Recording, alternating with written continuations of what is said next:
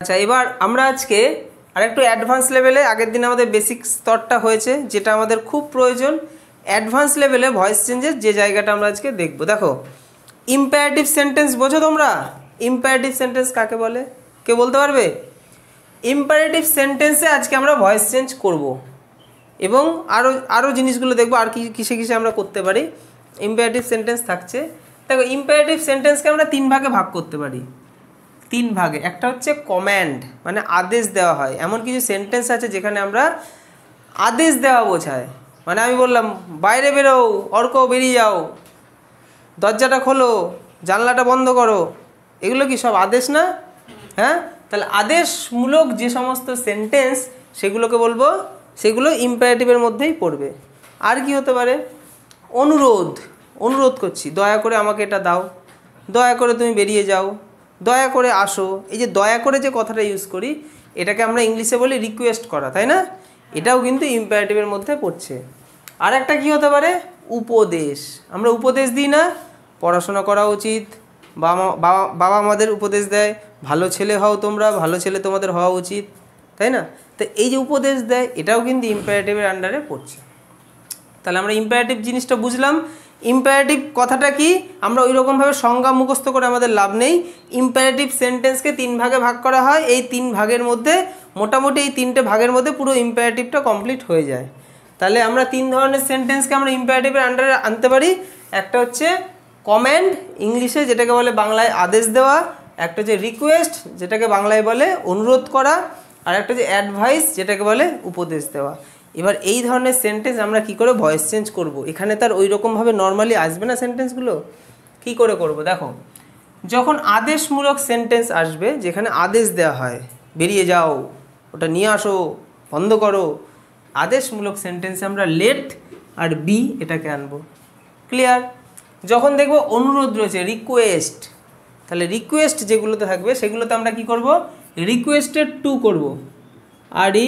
REQUESTED, requested to, এটা বসাবো। এখন জাস্ট আমি যা বলছি একটু শুনে নাও, পরে সেন্টেন্সে আমরা প্রয়োগ করব, বুঝে যাব। আর যখন দেখো উপদেশ রয়েছে, সেখানে আমরা শুড বি ইউজ করব। শুড বি, শুড মানে উচিত, উচিত অর্থে শুড বসে। ঠিক আছে? এবার আমরা সেন্টেন্স দেখব। তোমরা প্র্যাকটিস বুক থেকে আমাকে একটা একটা করে বলবে, এটার একটা উদাহরণ, এটার একটা, এটার একটা। তাহলে আমরা একটা মোটামুটি বেসিক আমাদের ক্লিয়ার হবে এবং আমরা করতে পারবো। তাহলে বর্ণালী বলো, কম্যান্ড বা আদেশ সূচক একটি সেন্টেন্স বলো। শাট। হ্যাঁ, এটা একটা imperative sentence. Shut, SHUT, shut the door. ঠিক আছে? স্পেলিং ঠিক আছে? শাট দ্য ডোর। তাহলে এটাকে আমরা করব। আচ্ছা, রিকোয়েস্ট, অনুরোধ সূচক একটা বলো। Please give me a pen. হ্যাঁ, PLEAC, please. Please give me a pen. আর একটা সেন্টেন্স বলো। Help the poor. আর একটা হচ্ছে অ্যাডভাইস। হ্যাঁ, help the poor, help the poor. আচ্ছা, তাহলে 1 2 3 এই তিনটে সেন্টেন্স আমরা প্রত্যেকটার একটা করে নিয়েছি। আমাদের কনসেপ্ট বুঝতে হবে। ঠিক আছে? আচ্ছা, এবার আমরা দেখব এই সেন্টেন্সগুলো কি করে আমরা এই রুলসটাকে কাজে লাগাতে পারি। ঠিক আছে? দেখো, শাট দ্য ডোর, এই সেন্টেন্সটা আমরা শুনেই কি বুঝতে পারছি? ডোরটা বন্ধ করে দাও, তাই তো? তার মানে এটা কি আদেশ? তো আদেশের আন্ডারে পড়ছে, আদেশ, কমেন্ট করা বোঝাচ্ছে। তাহলে আদেশ সূচক সেন্টেন্সে আমরা কি করব? লেট আর বি আনবো। তাহলে লেট কোথায় আনবো? আমরা একদম সেন্টেন্সের শুরুতে লেট নিয়ে চলে আসবো। ঠিক আছে? লেটের পর কি বসাবো? আমরা অবজেক্টকে খুঁজবো। দেখো, শাট দ্য ডোর, দরজা বন্ধ করো। কি বন্ধ করব? দরজা। দরজাটা অবজেক্ট তো, তাহলে অবজেক্টকে আমরা প্রথমে নিয়ে আসি না? তাহলে অবজেক্টকে আমরা প্রথমে নিয়ে আসবো, তবে লেটের পরে থাকবে। ঠিক আছে? Let the door, let the door, অবজেক্টকে বসালাম। এবার বি, এবার শার্টের থার্ড ফর্ম কি? Shirt, shirt, shirt, SHUT, shirt. ব্যাস, হয়ে গেল। সহজ। কি করতে হলো এখানে? এখানে লেট আর বিকে বসাতে হলো। লেটকে একদম প্রথমে নিয়ে চলে আসলাম, লেট, তার মাঝখানে আমরা অবজেক্টকে বসাবো, তারপরে আমরা বি বসাবো, তারপরে ভার্বের 3 নম্বর রূপ বসিয়ে দেবো। তাহলে এই রকম যখন আমরা আদেশ সূচক সেন্টেন্স দেখব তখন এই স্ট্রাকচারে ফেললে হয়ে গেল ভয়েস চেঞ্জ। ঠিক আছে, let the door be shut. Let the door হচ্ছে অবজেক্ট, তারপর বি বসাবো, বি, তারপরে যে ভার্বটা রয়েছে তাকে 3 নম্বর রূপ দিয়ে শাট বসিয়ে দিলাম। ক্লিয়ার সবার? আচ্ছা, এবার আমরা দেখব পরের সেন্টেন্সটা। দেখো, please give me a pen. এখানে দেখো তুমি কি কি পাচ্ছ। দেখো, আগের সেন্টেন্সে তুমি কিন্তু ভার্ব পেয়েছিলে, আর কি পেয়েছিলে? অবজেক্ট পেয়েছিলে। এখানে সাবজেক্ট নেই, কারণ যে দরজাটা বন্ধ করতে বলছে সে কিন্তু এখানে নেই। মানে শাট দ্য ডোর বা সেন্টেন্সটা এরকম, তুমি দরজাটা বন্ধ করো, তুমি দরজাটা বন্ধ করো, তুমি কিন্তু উজ্জ ছিল। তো এখানে কিন্তু সাবজেক্ট নেই, কিন্তু অবজেক্ট আছে আর ভার্ব আছে। কিন্তু এই সেন্টেন্সে আমরা দেখতে পাচ্ছি কি কি আছে? Please give me a pen. তাহলে আমাকে একটি পেন দাও, আমাকে একটি পেন দাও। তাহলে এ পেন এটা কি? অবজেক্ট। কাকে দেবে পেনটা? আমাকে। মি এখানে রয়েছে। তো এই ধরনের সেন্টেন্স আমরা কিভাবে করব? যখন দেখব প্লিজ, তখন বুঝতে পারবো রিকোয়েস্ট করা বোঝাচ্ছে, অনুরোধ করা বোঝাচ্ছে, তাই তো? তখন আমরা রিকোয়েস্টেড টু করবো। এটা আরও সহজ, এটা আরও সহজ। যখন এরকম অনুরোধ সূচক সেন্টেন্স থাকবে আমরা জাস্ট এইটাকে সরিয়ে দেবো, এইটা অ্যাজ ইট ইজ যেমন আছে লিখে দেবো। আমাকে এখানে সাবজেক্ট অবজেক্ট বুঝে অত কিছু করার মতো নেই। এইটাকে চেঞ্জ করব, এটা যেমন আছে লিখে দেবো। এইটার জায়গায় কি লিখবো? You are requested to. এই পুরো কথাটা লিখতে হবে। You are requested, REQUESTED, you are requested to. এই পুরো ফ্রেজটা তোমাকে মুখস্থ করতে হবে।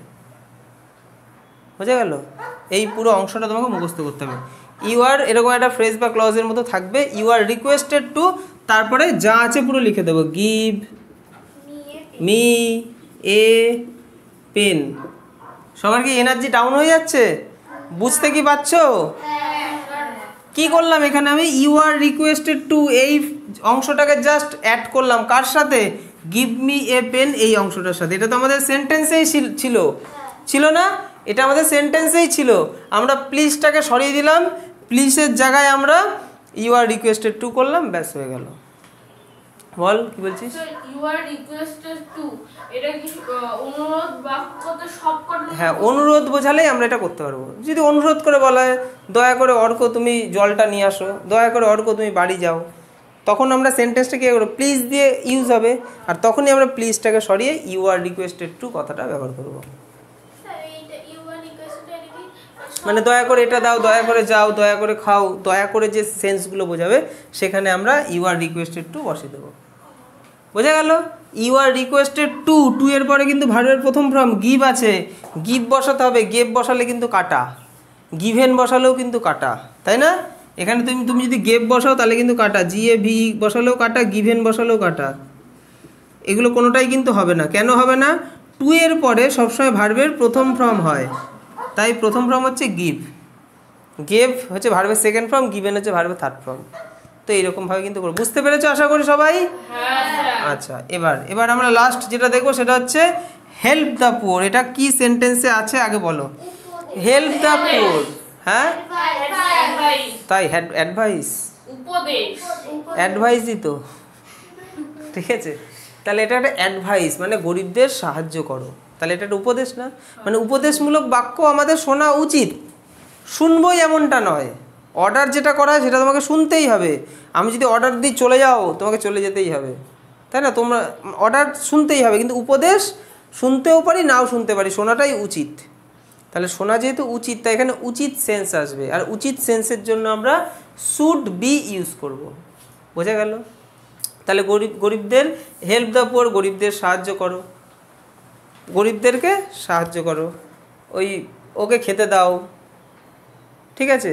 খেতে দেওয়া মানে বিভিন্ন যে সেন্টেন্সগুলো হয়, ওকে খেতে দেওয়া উচিত, এরকম টাইপের কিছু ব্যাপার। তো সেখানে আমরা কি করে করব? আমরা দেখতে পাচ্ছি এখানে কি help the poor. The poor কি? অবজেক্ট। আর হেল্প কি? হেল্প হচ্ছে ভার্ব। তাহলে দ্য পুয়ার অবজেক্ট আর হেল্প হচ্ছে ভার্ব। এবার আমরা কি করে করব? আমাদের রুলস কি বলছে?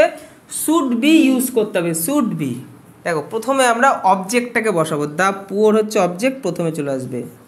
দ্য পুয়ার বসালাম। এবার আমরা এই শুড বি বসিয়ে দেবো, SHOULD শুড বি। তারপরে হেল্পের third form help, helped, helped HELPED help, ব্যাস হয়ে গেল। তাহলে এই সেন্টেন্স আমরা যখন করব আমরা অবজেক্টকে প্রথমে নিয়ে চলে আসবো, বোঝা গেল? আমরা ভয়েস চেঞ্জের সময় এটাই তো করি, অবজেক্টকে প্রথমে নিয়ে চলে আসি না, ফার্স্টে নিয়ে আসি। এখানেও তাই, দ্য পুয়ারকে সামনে নিয়ে আসলাম, তারপর শুড বি এটা ইউজ করলাম, তারপরে ভার্বের 3 নম্বর ফর্ম বসিয়ে দিলাম। এগুলো তো আরও সহজ, সহজ নয়? হ্যাঁ স্যার। ব্যাস এই তো আমরা ইম্পারেটিভ সেন্টেন্স মোটামুটি শিখে গেলাম, মোটামুটি কি শিখে গেছি। এবার তোমরা বিভিন্ন জিনিস নিয়ে প্র্যাকটিস করো। ইম্পারেটিভে এরকম আরও সেন্টেন্স নাও, নিজে বাড়িতে প্র্যাকটিস করো, এবং প্র্যাকটিস বুক আছে সেখান থেকে প্র্যাকটিস করো। কনসেপ্ট কিন্তু এটাই, ঠিক আছে? এরপর আমরা ইন্টারোগেটিভ সেন্টেন্স দেখে নেবো, ঠিক আছে? আমরা ইম্পারেটিভ শিখতে পেরেছি, ইম্পারেটিভ মুছে দিলাম। আমরা ইন্টারোগেটিভ দেখব। ইন্টারোগেটিভ আবার দু প্রকারের হয়, দুটো ধরনের হয়, জানো তো সবাই? কী কী ধরনের হয় কে বলতে পারবে? ইম্পারেটিভ সেন্টেন্স দু ধরনের হয়, একটা হচ্ছে হ্যাঁ নায়ে উত্তর দেওয়া যায়, আর একটা হচ্ছে বিশ্লেষণ করতে হয়। অবাক না? এরকমটাও হয়। ইন্টারোগেটিভ মানে কি? প্রশ্নবোধক, যেখানে প্রশ্ন করা হয়। এই প্রশ্ন করাটাও দুরকম প্রশ্ন হয়, একটা হচ্ছে হ্যাঁ নায়ে উত্তর দেওয়া যায়। যেমন আমি বলি, সিজাকে বলি তুমি কি জানো, বল না, তাহলে এখানে হ্যাঁ নায়ে উত্তর দিতে পারছি, তাই না? তুমি কি জানো, তুই বললি না, জানিস না। যদি জানিস তাহলে হ্যাঁ বলবি। তাহলে তুমি কি জানো, এখানেও তো প্রশ্নবোধক চিহ্ন থাকছে, প্রশ্নবোধক বাক্য। এবার যদি আমি সৃজাকে বলি হোয়াট ইজ ইয়োর নেম, তখন ও কি বলবে? হ্যাঁ বলবে, ইয়েস বলবে? তখন বলে my name is Srija Ghosh. এখানে কিন্তু ওর হ্যাঁ নাই কিন্তু হলো না। তাহলে প্রশ্নবোধক বাক্য আবার দু ধরনের পেলাম আমরা, একটা হচ্ছে হ্যাঁ নাই উত্তর দেওয়া যায়, আর একটা হচ্ছে বিশ্লেষণ করতে হয়। এবার হ্যাঁ না দিয়ে যে উত্তরগুলো দেওয়া যায় সেগুলো কিন্তু হেল্পিং ভার্ব দিয়ে শুরু হয়, আর যেগুলো বিশ্লেষণ করতে হয় সেগুলো WH ওয়ার্ড দিয়ে শুরু হয়। কি বললাম? হেল্পিং ভার্ব, আর একটা হচ্ছে কি WH ওয়ার্ড। তাহলে যেগুলোতে হ্যাঁ না, yes no, yes or no, আর একটা হচ্ছে WH ওয়ার্ড। ইয়েস নো দিয়ে যেগুলো অ্যান্সার দেওয়া যায় সেগুলো হেল্পিং ভার্ব দিয়ে শুরু হয়। হেল্পিং ভার্ব কি? মেন ভার্বের আগে যেটা বসে সেটাই তো helping verb. Am, is, are, was, were, have, has, do, does, এগুলো সব হেল্পিং ভার্ব, এরা মেন ভার্বকে সাহায্য করে। তাহলে ওই হেল্পিং ভার্ব দিয়ে যখন সেন্টেন্স শুরু হবে তখন আমরা কিভাবে ভয়েস চেঞ্জ করব, আর যখন WH ওয়ার্ড দিয়ে শুরু হবে তখন আমরা কি করে ভয়েস চেঞ্জ করব, সেটা আমরা আজকে শিখব, ঠিক আছে? সবার আগে আমরা শিখে নিই, যখন ইয়েস নো দিয়ে উত্তর দেওয়া যায় মানে হেল্পিং ভার্ব দিয়ে যখন শুরু হবে তখন আমরা কি করে ভয়েস চেঞ্জ করব। তাহলে একটা সেন্টেন্স বলতে হবে বর্ণালীকে। Did you see the man? কি বলবো? Did you See the man. See the man. আচ্ছা আমরা ভয়েস শিখছি, ঠিক আছে?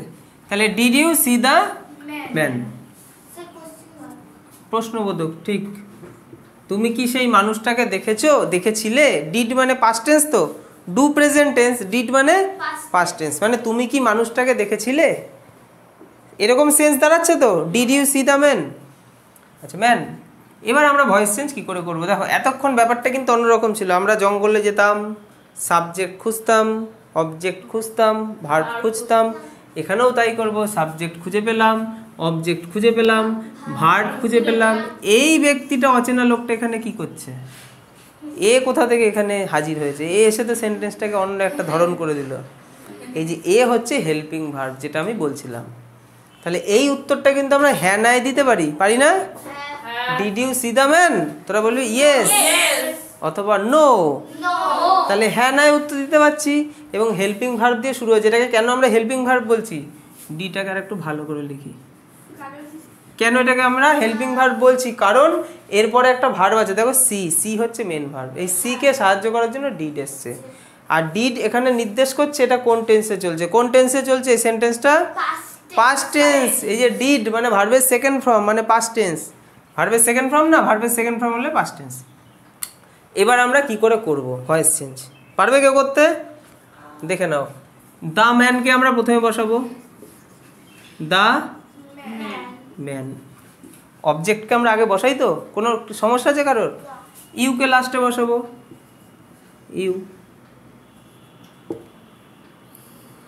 প্রশ্নবোধক চিহ্ন থাকবে, এটাকে সরানো যাবে না কিন্তু। দ্য ম্যান বসালাম, ইউ বসালাম। আচ্ছা, এবার আমরা দেখব এটা কিভাবে করতে পারি। দেখো আমরা কি করলাম, অবজেক্টকে শুরুতে বসালাম, সাবজেক্টকে শেষে বসালাম।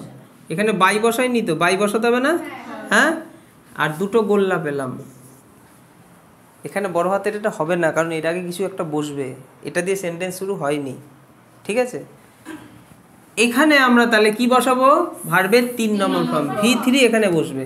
তাহলে সি এর 3 নম্বর ফর্ম কি? SEEN। আমরা দেখছিলাম ওই সেন্টেন্সগুলোতে তার আগে একটা হেল্পিং ভার্ব ছিল, কিন্তু এখানে হেল্পিং ভার্বটা ফার্স্টে চলে এসছে। তাহলে এ যখন প্রথমে আছে, তাহলে এর পরিবর্তে যে বসবে তাকেও প্রথমেই বসাবো। ক্লিয়ার? Yes sir. তাহলে ডিড ভার্বের সেকেন্ড ফর্ম, তার মানে ওয়াজ ওয়ার আসবে, ওয়াজ অথবা ওয়ার। তাহলে দ্য ম্যান সিঙ্গুলার, হ্যাঁ। তাহলে কি বসবে? ওয়াজ। হয়ে গেল, Was সহজ। was was the man seen by you you. কি করলাম এখানে আমি?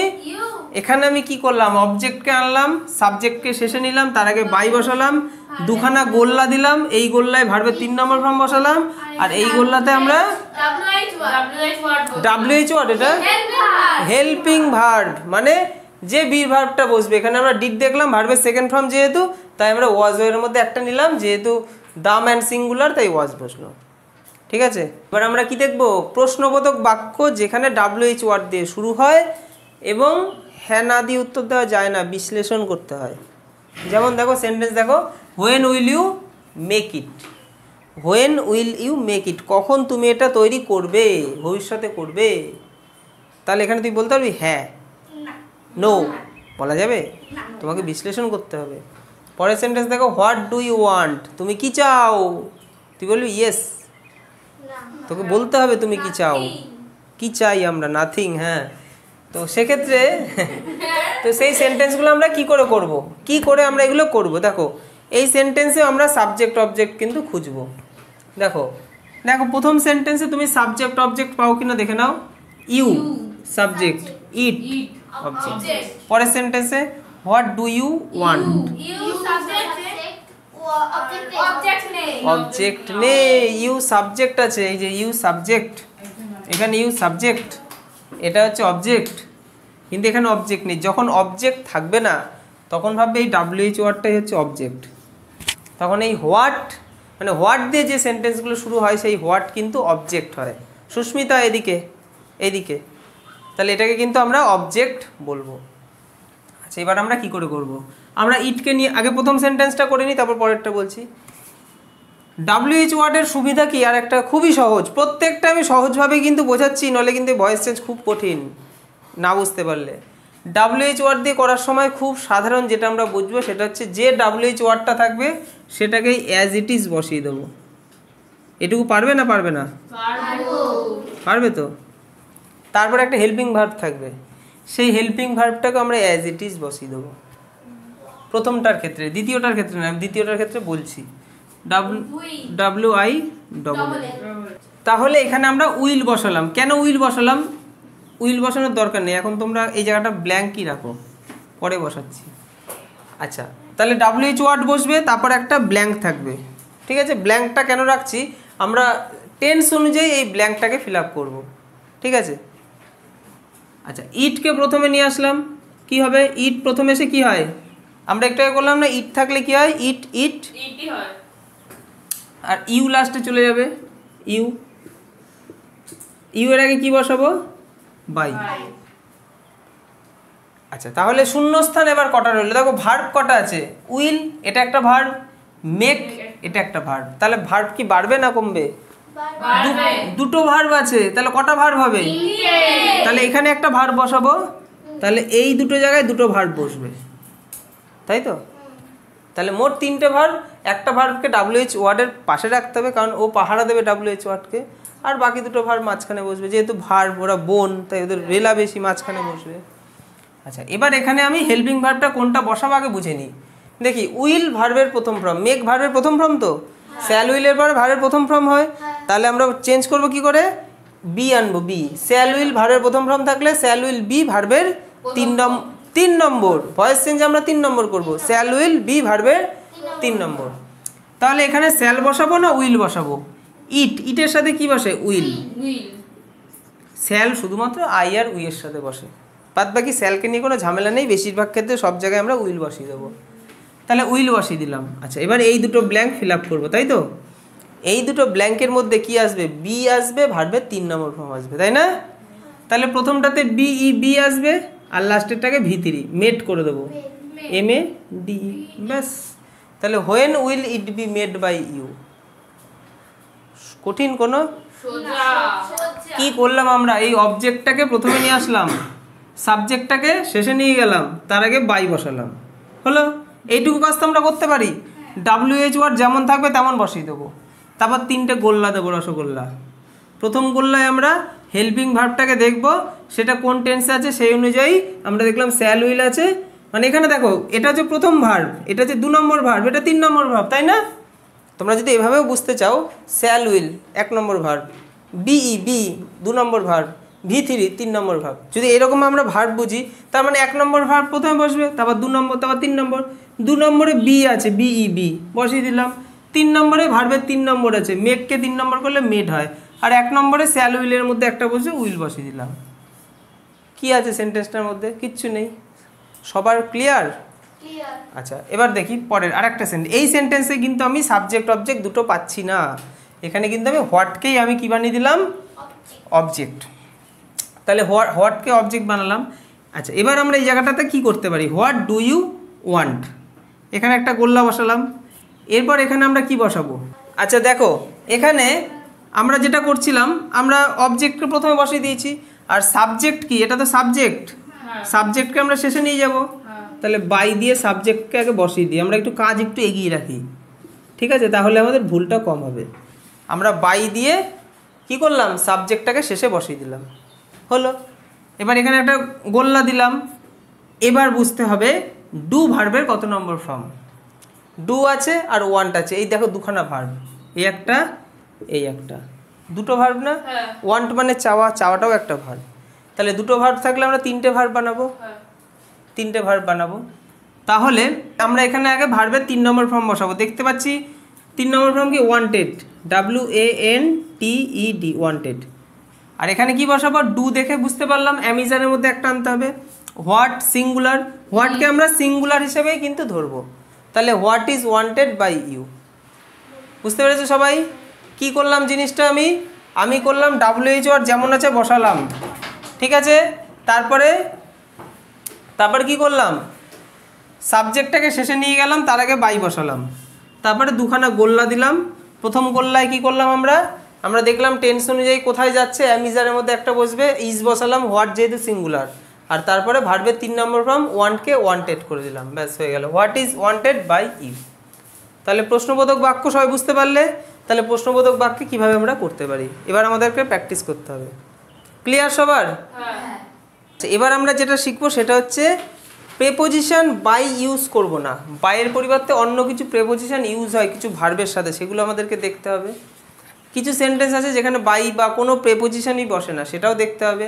এমন আছে কিছু সেন্টেন্সে দুখানা অবজেক্ট আছে, দুটো অবজেক্ট, সেটাও দেখতে হবে। এগুলো আমরা এবার দেখে নেব, ঠিক আছে? আশা করি এই জায়গাগুলো তোমরা বুঝতে পেরেছো। এবার ওই জিনিসগুলো নিয়ে আমরা আলোচনা করব। আমরা এবার ভয়েস চেঞ্জের একদম ফাইনাল রাউন্ডে চলে এসেছি। ফাইনাল রাউন্ড মানে একদম শেষের দিকে।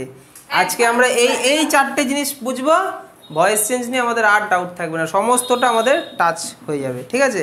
তারপরে করতে হবে প্র্যাকটিস। দেখো, আমি কিন্তু 4টে সেন্টেন্স দিয়েছি, একই টাইপের নয়, 4টে থেকে কিন্তু 4টে সেন্টেন্স থেকে কিন্তু আমরা 4টে আলাদা আলাদা রুলস শিখতে চলেছি, তাই ভালো মতো কিন্তু বুঝতে হবে, ঠিক আছে? প্রথম সেন্টেন্সে আমি যেটা এনেছি সেটা হচ্ছে আই নো ইট, আমি জানি এটা। তো এই সেন্টেন্সটার মধ্যে আমি যেটা বোঝাতে চাইছি সেটা হচ্ছে কিছু এমন ভার্ব আছে যেগুলো কোনো প্রিপোজিশন বাই নেয় না। বাই আমরা এতক্ষণ করছিলাম না, বাই দিয়ে বসিয়ে দিচ্ছিলাম অবজেক্ট, এখানে বাই বসানো যাবে না, বাইয়ের পরিবর্তে অন্য প্রিপোজিশন আসে। মানে এই ভার্বগুলো নিজস্ব কিছু ফিক্সড প্রিপোজিশন আছে। আমি যে প্রিপোজিশনের ক্লাসগুলো করেছি ইউটিউবে, সেখানে কিন্তু আমি বলেছি। তো সেই ভার্ব মানে এই ভার্বটা যে প্রেপোজিশনকে নেয় সেই প্রেপোজিশনটাই বসাতে হবে। এখানে বাই বসানো যাবে না, কিন্তু বাই কিন্তু প্রেপোজিশন। আমরা বাই দিয়ে অবজেক্ট বসাচ্ছিলাম না, বাই তো প্রেপোজিশন, তাই তো? তাহলে আমরা ভয়েস চেঞ্জের নর্মাল রুলস অনুযায়ী করব। It object, I subject, no verb. একটা ভার্ব দুটো ভার্ব বানিয়ে দেবো। আচ্ছা, ইটকে প্রথমে নিয়ে আসি, আইটি ইট। আইকে শেষে নিয়ে যাই, মি। এটুকু তো আমরা জানি। হ্যাঁ। বাই বসাবো? না। কি বসাবো? দ্যাট। তাই নাকি? কি বসাবো সেটাই জানতে হবে। সেটা হচ্ছে কিছু ভার্ব আছে যে ভার্বগুলো অন্য প্রেপোজিশন নেয়, এবং সেই ভার্বগুলো কোন প্রেপোজিশন নেয় যে সেগুলো তোমাদেরকে একটুখানি পড়ে নিতে হবে, একটু মুখস্থ করতে হবে, প্র্যাকটিস করে করে মুখস্থ করতে হবে। সেগুলো তোমাদেরকে আমি নোটস দিয়ে দেবো, তোমরা সেগুলো একটু পড়ে নিও, ঠিক আছে? আজকে আমি যেটা এনেছি একটার মধ্যে দিয়ে তোমাদেরকে বুঝিয়ে দিচ্ছি, ঠিক আছে? তাহলে ইট, নো ভার্বের কত নম্বর ফর্ম? প্রথম, ফার্স্ট ফর্ম। ফার্স্ট ফর্ম থাকলে কোন টেন্স হয়? Present indefinite. কি করবো? অ্যামিজার ভার্বের 3 নম্বর ফর্ম। অ্যামিজার ভার্বের 3 নম্বর ফর্ম। তাহলে অ্যামিজারের মধ্যে এম তো আসবে না, আই থাকলে আসতো। তাহলে পড়ে রইল ইজ আর আর। ইট সিঙ্গুলার, তাহলে ইজ বসবে। তাহলে ইজ বসালাম, ইট ইজ। ভার্বের তারপর কি বসাবো? 3 নম্বর form, known. KNOWN, known. Know knew known. মনে আছে না ভুলে গেছে? Know knew known. তাহলে ভার্বের 3 নম্বর ফর্ম হচ্ছে নোন। তাহলে কনজুগেশন অফ ভার্ব যে পড়তে রবিবার পড়ানি কতটা গুরুত্বপূর্ণ বোঝা যাচ্ছে তো? ওটার কতটা প্রয়োজনীয়তা আছে আমরা জানি না কেন পড়ছি, স্যার প্রতিদিন পড়া নেয়, পড়া দিচ্ছি, কিন্তু কেন নিচ্ছি তার গুরুত্ব এখন আমরা বুঝতে পারছি ভয়েস চেঞ্জ করতে গিয়ে। কারণ ভার্বের ওই 3 নম্বর ফর্ম না জানলে ভয়েস চেঞ্জটাই করতে পারতাম না। পারতাম না।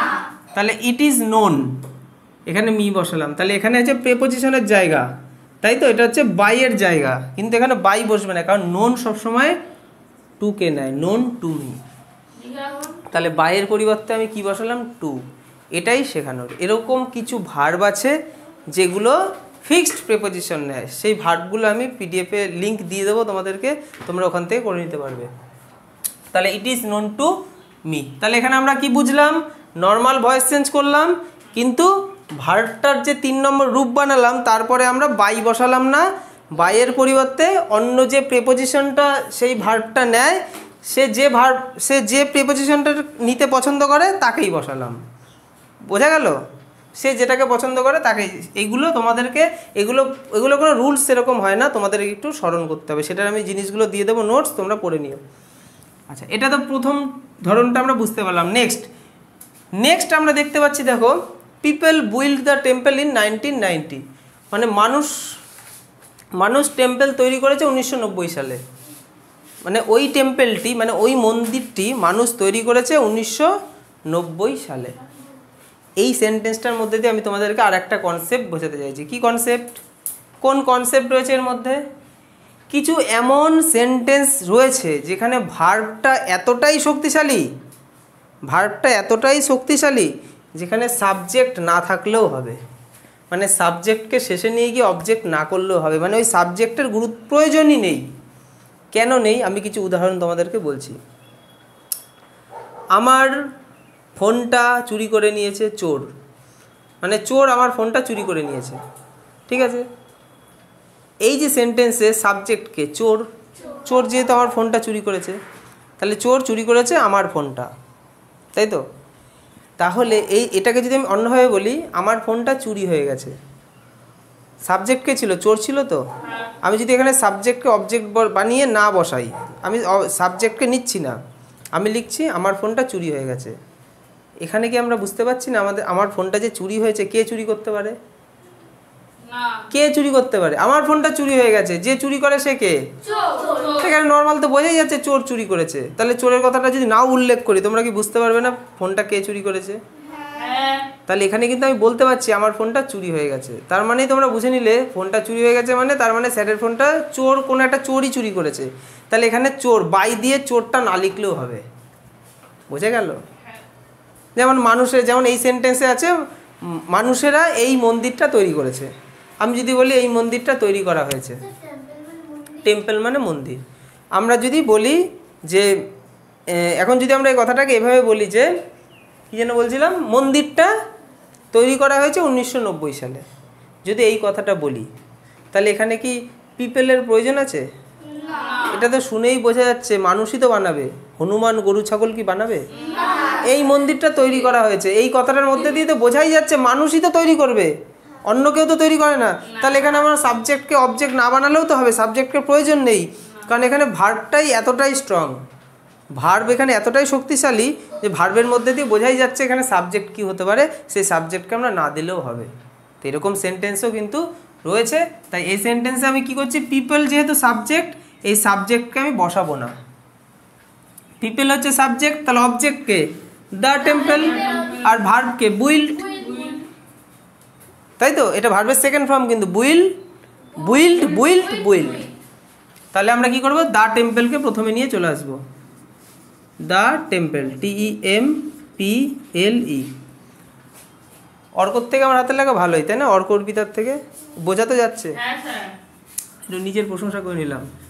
দ্য টেম্পল বসালাম, পিপল লাস্টে চলে যায়, আমরা পিপল তো বসাবো না। আচ্ছা, বুইল্ড ভার্বের সেকেন্ড ফর্ম, সেকেন্ড ফর্ম হলে আমরা কি বসাবো, ওয়াজ ওয়ার ভার্বের 3 নম্বর ফর্ম। টেম্পল সিঙ্গুলার, সিঙ্গুলার কি, তাহলে কি বসাবো, ওয়াজ। তাহলে দ্য টেম্পল ওয়াজ বসিয়ে দিলাম, দ্য টেম্পল ওয়াজ।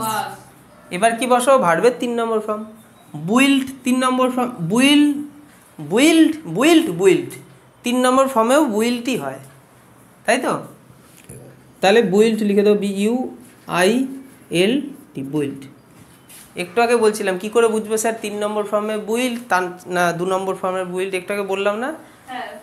কি করে বুঝবে 2 নম্বরে আছে না 3 নম্বরে আছে? 2 নম্বরে থাকলে কোনো হেল্পিং ভার্ব থাকবে না, আর 3 নম্বরে থাকলে তার আগে একটা হেল্পিং ভার্ব থাকবে। তো এখানে কোনো হেল্পিং ভার্ব যেহেতু আগে নেই, তাই এটা হচ্ছে 2 নম্বরে রয়েছে, এবং এটা 3 নম্বর ফর্ম, তো এরকমই দেখতে, তাই এটাকেই বসিয়ে দিলাম। তার the temple was build by people লেখার দরকার নেই, তাহলে লেখার যে দরকার নেই, বাদ বাকি এই অংশটাকে কি বাড়ি পাঠিয়ে দেবো, লিখে দেবো যেমন আছে, in 1990, the temple was build in 1990। এরকম সেন্টেন্স আমরা দেখেছি না টেক্সটের সময়, সেখানে বাই দিয়ে পিপল লেখা থাকে, the temple was build in 1990, মানে এখানে বোঝাই যাচ্ছে মানুষই তো তৈরি করবে, তা না বললেও হবে। বোঝা গেল, ক্লিয়ার সবার? এখানে কিন্তু আমরা আরেকটা কনসেপ্ট পেলাম, আর শেষ 2খানা কনসেপ্ট আছে, ভালো করে বুঝে নাও। 100% একদম ভয়েস চেঞ্জে নিজেকে চ্যাম্পিয়ন করে তোলো। হানি সাবজেক্ট, এইটার মধ্যে আমি যেটা বোঝাতে চাইছি সেটা হচ্ছে হানি টেস্ট সুইট। এই ধরনের সেন্টেন্স এবং এই ধরনের ভার্বকে কোয়াসি প্যাসিভ ভয়েস যেটাকে বলে, সেটা হচ্ছে এই ধরনের সেন্টেন্সে তৈরি হয়। যেরকম মানে কিছু জিনিস আছে যেটা তুমি, যেমন হানি টেস্ট সুইট, হানির টেস্ট কেমন, মিষ্টি। তাহলে তুমি কি করে বুঝবে হানির টেস্ট মিষ্টি? তুমি কি বইয়ে পড়েছো, হ্যাঁ হানি মিষ্টি খেতে হয়? এবার হানির মধ্যে যদি কেউ একটা নিম পাতা ডলে দেয়, তাই না, দিতেই তো পারে। তাহলে তুমি তখনই বুঝবে হানিটা মিষ্টি কিনা যখন তুমি টেস্ট করবে। তুমি যেই টেস্ট করবে মিষ্টি, হ্যাঁ হানির টেস্ট মিষ্টি। আমি যতক্ষণ না টেস্ট করছি ততক্ষণ আমি কিন্তু ফাইনাল কনক্লুশনে পৌঁছাতে পারছি না হানি মিষ্টি কিনা, তাই না? যেমন দূর থেকে একটা পাথরকে দেখছি, দেখে বলছি পাথরটা খসখসে। পাথরটাকে দেখে কি করে খসখসে বলতে পারি? যতক্ষণ না পাথরটাকে আমি ঘষছি, আমার মুখটা পাথরে ঘষবো, ততক্ষণ মুখ কেন ঘষবো, হাত দিয়ে ঘষবো। যতক্ষণ না পাথরটা আমি ঘষছি, হাত দিয়ে ঘষলেই হবে, ঘষলেই তো বুঝতে পারবো। কি বুঝতে পারবো? পাথরটা খসখসে। তাহলে পাথরটা না ঘষা পর্যন্ত আমরা বুঝতে পারছি না। তো এই ধরনের সেন্টেন্স আমরা কি করে ভয়েস চেঞ্জ করব সেটা আমি শেখাবো। এখানে কিন্তু এটা দেখতে কিন্তু নর্মাল প্যাসিভ ফর্মের মতো লাগছে, কিন্তু এটা প্যাসিভে নেই, অ্যাক্টিভেই আছে, এটাকে প্যাসিভে করতে হবে। এই ধরনের সেন্টেন্সে এই অংশটা তোমাদের অ্যাড করতে হবে, when, WHEN, when it is tasted, এইটাকে তোমাকে অ্যাড করতে হবে, ঠিক আছে? টেস্টেড TA হবে। তাহলে হোয়েন ইট ইজ টেস্টেড, এই অংশটা তোমাকে অ্যাড করতে হবে।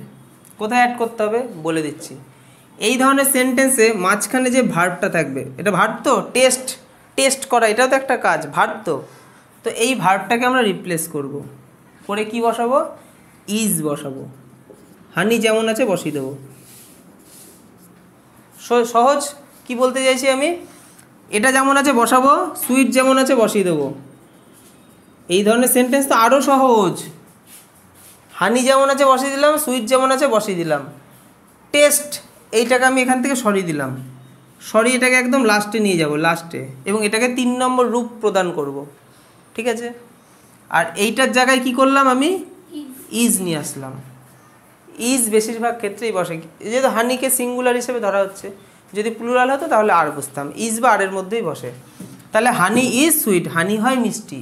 আমাদের কি ভয়েস চেঞ্জ হয়ে গেছে? হয়নি। এবার এই অংশটা তুমি জুড়ে দাও, হোয়েন ইট ইজ টেস্টেড। তাহলে ভয়েস সেন্টেন্সটা কি দাঁড়ালো? হানি, বাহ, very good. Honey is sweet when it is tasted. তাহলে এই ধরনের সেন্টেন্সে আমি when it is test, when it is এই কথাটা এই কথাটা লিখবো, এই কথাটা, টেস্টেড কথাটা নয়। টেস্টেড কথাটা কেন লিখলাম? এখানে টেস্ট যেহেতু রয়েছে তাই টেস্টেড করলাম। অন্য কিছু থাকলে অন্য কিছু, যদি এমন কিছু হয় কিছু অনুভব করে বুঝতে হয়, সেখানে তুমি কি লিখবে? Felt. When it is felt, মানে ফিলের পাস্ট ফর্ম ফেল্ট। সেগুলো তোমাদের প্র্যাকটিস করে করেই করতে হবে। আমি তো বলছি তোমাদের একটা করে দিয়ে আমি বোঝাতে চাইছি জিনিসটা। তো সবাই বুঝতে পেরেছো? হ্যাঁ। এবার আমরা একদম ফাইনাল লাস্টের দিকে চলে এসেছি। লাস্টের দিকে আমি যেটা নিয়ে এসেছি সেটা হচ্ছে, একটা সেন্টেন্সের মধ্যে 2খানা অবজেক্ট আছে স্যার, কি করব বলুন? আপনি তো খুব ভয়েস চেঞ্জ আমাকে শেখাচ্ছিলেন যে সাবজেক্ট, ভার্ব, অবজেক্ট। এবার আমরা দেখছি অবজেক্ট একটা না 2টো। কি করব এবার? আমরা তো অসহায়, আমাদের তো স্যার একটা অবজেক্ট দিয়ে শিখিয়েছে, এখানে দেখছি 2খানা চলে এসছে। সেন্টেন্সটা দেখো, আই হচ্ছে কি? সাবজেক্ট। আই সাবজেক্ট, গেভ কি? ভার্ব। হিম কি? হিম কি? এ পেন কি? 2খানা অবজেক্ট চলে আসলো, কি ঝামেলা? এই যে সাবজেক্ট, ভার্ব, 2খানা অবজেক্ট, কি করে করবি বল এবার? হ্যাঁ, এটা নিয়ে তো স্যার আমরা ভাবিনি, আমরা তো ভয়েস চেঞ্জ বেশ মজায় মজা করছিলাম। তাই এটা আমি কেন করাচ্ছি, মানে সমস্তটা যাতে আমাদের হয়ে যায়, আমাদের যেন এর বাইরে আর কিছু না আসে। পরীক্ষায় যেন আমরা 100 ভয়েস চেঞ্জ, আর সরকারি চাকরি পরীক্ষায় তো ভয়েস চেঞ্জ কোনো ব্যাপারই না আমাদের কাছে, জলের মধ্যে, এখনই চাকরি পেয়ে যাবো আমরা। আচ্ছা, সেক্ষেত্রে আমরা 2টো অবজেক্টের মধ্যে যে কোনো একটা অবজেক্ট নেব। বুঝবে সবাই আমার সাথে? 2টো অবজেক্টের মধ্যে একটা অবজেক্ট নেব। প্রথমে আমি এইটাকে অবজেক্ট বানালাম, হিমকে। ঠিক আছে, এটাকে এখন ভুলে যাচ্ছি, এটা পরে আসবে। এটা অবজেক্ট। অবজেক্ট প্রথমে আসলে কি হবে? হি হবে। আর সাবজেক্ট শেষে গেলে কি হবে? তাহলে গেভ ভার্বের সেকেন্ড ফর্ম। ভার্বের সেকেন্ড ফর্ম মানে ওয়াজ, ওয়ার, ভার্বের 3 নম্বর। তাহলে হি এর সাথে কি বসে? ওয়াজ। ভার্বের 3 নম্বর ফর্ম গিভেন, GIVEN, গিভেন। তাহলে হি ওয়াজ গিভেন। এটুকু ক্লিয়ার? এবার এ পেন যেমন আছে এটাকে বসাতে হবে, এ পেন। ঠিক আছে, তারপর কি করব? By Dev. বাই দিয়ে কে করছে? আইটা লাস্টে গিয়ে মি। ব্যাস হয়ে গেল। He was given a pen by me. বুঝতে পারলে কি করলাম? আগে বাংলা মানেটা প্রথমটা কি? I gave him a pen, আমি তাকে একটা পেন দিয়েছি। তাহলে সে একটা পেন পেয়েছে আমার দ্বারা, তাহলে সে পেয়েছে একটা পেন আমার দ্বারা। এভাবে করতে পারি, আবার এটাকে অন্যভাবে করতে পারি। এবার আর একটা দেখবো, কি দেখবো? এবার আমি হিমকে ভুলে যাচ্ছি, এবার এ পেনকে আমি অবজেক্ট বানাচ্ছি। এ পেনকে অবজেক্ট বানাই, তাহলে এ পেনকে আমরা শুরুতে দেবো এ পেন। এ পেন হলো। আচ্ছা, গেভ ভার্বের সেকেন্ড ফর্ম, ওয়াজ, ওয়ার মধ্যে একটা আনবো। এ পেন যেহেতু সিঙ্গুলার তাই ওয়াজ, এ পেন ওয়াজ। ভার্বের 3 নম্বর ফর্ম কি বসাবো? Given. A pen was given. তারপর কি করব? হিম। হিম যেমন আছে তেমন বসাবো। বাই দেব, আইটা লাস্টে গিয়ে মি হলো। সহজ? তাহলে a pen was given him by me. তাহলে এটার বাংলা মানে কি দাঁড়াচ্ছে? একটা পেন দেওয়া হলো তাকে আমার দ্বারা। দুটোতেই কিন্তু সঠিক। এবার আর একটা কথা আছে, তো স্যার তাহলে আমরা কোনটা করবো পরীক্ষার সময়? অর্কের প্রথম প্রশ্ন এটা, এটাকে করব না এটাকে করব? তা বলতে হবে তো প্রশ্ন, এটাই তো প্রশ্ন আমাদের। এবার আমরা কোনটা করব, এটা না এটা? সেক্ষেত্রে আমি বলবো মানুষ বা প্রাণীকে আমরা অবজেক্ট বানাবো। তো এরকম যখন থাকবে 2খানা সেন্টেন্স, তখন আমরা কি করব? তখন এই যখন দুখানা অবজেক্ট থাকবে তখন আমরা কোন অবজেক্টে করব, সেটা হচ্ছে প্রাণীবাচক জিনিসটাকে আমরা বেছে নেব, যার প্রাণ আছে। মানে দুটো অবজেক্টের মধ্যে যে অবজেক্টের প্রাণ আছে তাকে আমরা অবজেক্ট বানাবো। তার মানে প্রথম হিমের প্রাণ আছে না পেনের প্রাণ আছে? হিমের। হিমের প্রাণ আছে, তাই হিমকে অবজেক্ট বানিয়ে প্রথমে হি করে দেবো। তাই এই সেন্টেন্সটাকে আমি বেশি ইউজ করব, বেশি প্রেফার করব এটাকে। বোঝা গেল? হ্যাঁ, এ পেনের যেহেতু প্রাণ নেই তাই পেন দিয়ে আমরা করব না, করলে কাটবে না, কিন্তু আমরা করব না। আমরা বেশি সঠিক যদি বলা হয় সেটা হচ্ছে যার প্রাণ আছে তাকে তুমি অবজেক্ট থেকে সাবজেক্টে নিয়ে এসে ভয়েস চেঞ্জ করো। ক্লিয়ার সবার? ভয়েস চেঞ্জ আমরা আজকে শিখেছি পুরো 100% কিন্তু আজকে আমরা শিখেছি। এবার আমাদের যেটা করতে হবে, প্র্যাকটিস করতে হবে। ঠিক আছে? তো প্র্যাকটিস করলে আমাদের সব ক্লিয়ার হয়ে যাবে। সবাই এবার বাড়িতে গিয়ে প্র্যাকটিস করো। Yes sir. চলো, সবার সাথে আবার দেখা হবে। আজকের মতো এখানেই ছুটি।